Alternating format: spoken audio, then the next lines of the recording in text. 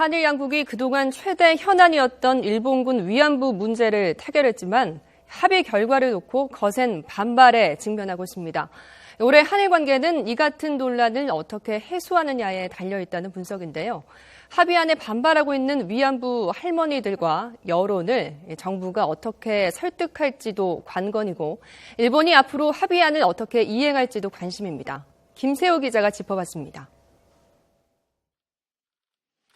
10차례가 넘는 한일 국장급 협의에서 접점을 찾지 못했던 위안부 협상은 지난해 11월 한일 정상회담에서 조속한 타결의 뜻을 모으면서 급물살을 탔습니다.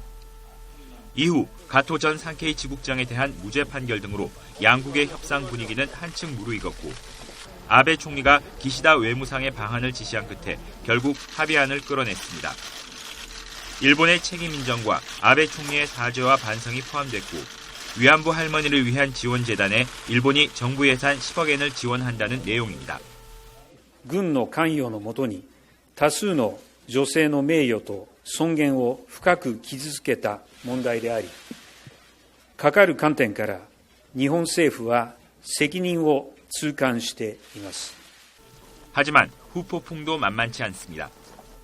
외교부가 위안부 피해자들을 직접 찾아 이해를 구했지만 만족할 만한 답변을 듣지 못했습니다.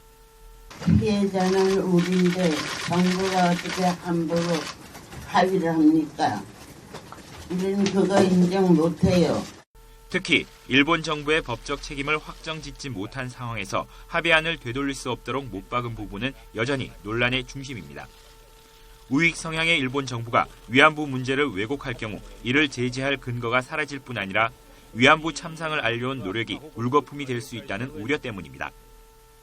이런 가운데 일본 언론은 일본 대사관 앞에 있는 위안부 소녀상 철거를 전제로 일본이 10억 엔을 지원한다는 소식을 연일 내놓고 있습니다.